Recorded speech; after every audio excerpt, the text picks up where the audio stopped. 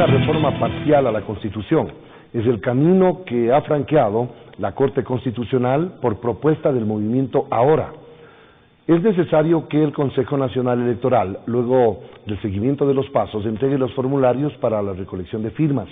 Recogidas las firmas, más o menos 132.000 firmas, de acuerdo al 1% del padrón electoral, el tema deberá ser debatido en la Asamblea Nacional.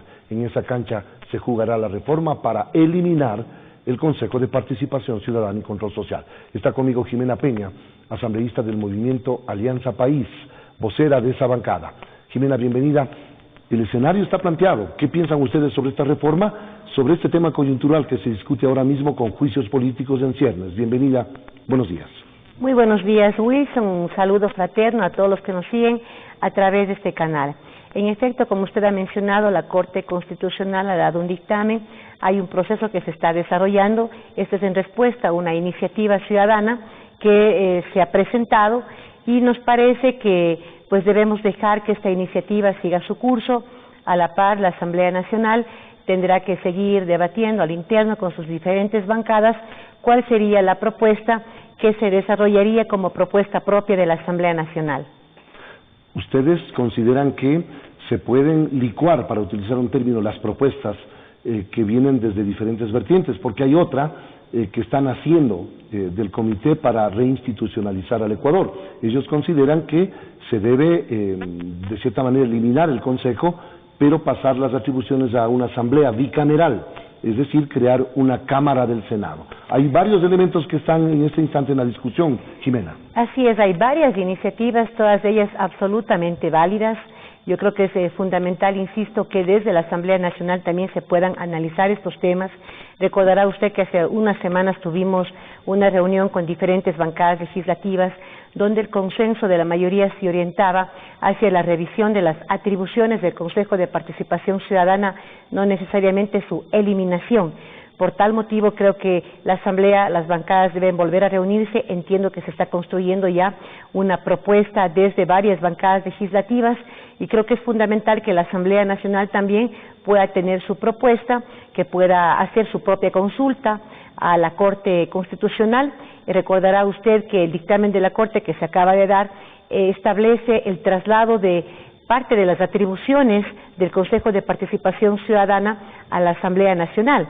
Sin embargo, hay atribuciones que no se desarrollan, como por ejemplo no se explica qué va a pasar con la atribución de promover la participación ciudadana, que no es un tema menor para nosotros como representantes de la ciudadanía, así como también la atribución de lucha contra la corrupción, que también es un eje importante de atribuciones que tiene esta instancia, que aunque todos sabemos no la ha cumplido a cabalidad, sin embargo es un tema que está dentro de la Constitución y que debe también aclararse. Por tal motivo creo que la Asamblea deberá desarrollar su propio proceso, su propuesta y su consulta a la Corte Constitucional. ¿Usted no es partidaria de que desaparezca el Consejo de Participación Ciudadana? Usted y el bloque que representa. Entiendo yo que consideran que es importante que se mantenga una estructura, más allá de que es una impronta que nos llegó desde afuera. Efectivamente, nuestra bancada legislativa en varias reuniones ha debatido el tema y lo que han dicho la mayoría de legisladores es que están en contra de la eliminación del Consejo de Participación Ciudadana, pero que sí están de acuerdo en que se revisen sus atribuciones. Es decir, que se trasladen esas atribuciones a la estructura legislativa, si es del caso, o alguna otra función del Estado, o algún otro mecanismo. Entiendo que la propuesta que se estaría construyendo es, en efecto, trasladar esa competencia a la Asamblea Nacional, pero en un contexto diferente, no necesariamente como se daba durante la época del Congreso, sino a través de un proceso que pueda ser coordinado por la Asamblea, pero que sea liderado por la academia, por diferentes sectores sociales, es decir, mantener el derecho de los ciudadanos a postularse también, es decir, un proceso que sería distante a lo que pasaba en el Congreso y pues que resuelva indudablemente esta necesidad de transparencia, esta necesidad de una real participación de la ciudadanía para estos espacios que son fundamentales para la nación. Están esquivándole, sacándole el cuerpo a una consulta popular, en atención a que muchas veces esa medida, esa acción se convierte en un termómetro para medir la imagen, la popularidad de quienes proponen esa consulta, quienes proponen un plebiscito. La Asamblea Nacional puede hacer una propuesta que deberá ser revisada por la Corte Constitucional. será la Corte Constitucional la que determine cuál es el mecanismo, cuál sería el mecanismo viable de la propuesta que presente la Asamblea Nacional. Si puede ser a través de una enmienda, la Asamblea tiene esa capacidad constitucional de desarrollar un proceso de enmienda. Pero si la Corte Constitucional establece que debe ser una consulta, la Asamblea Nacional también asumirá ese dictamen y, por supuesto, pues iremos a una consulta popular, pero no se trata de que tengamos o no temor a una consulta, se trata del mecanismo idóneo que decida la Corte Constitucional. Reformas al Código Orgánico Integral Penal, que es un tema que está en sus manos y que al parecer existe una cantidad de opiniones, de propuestas que no se unen, que no se conjugan, que más bien se contraponen.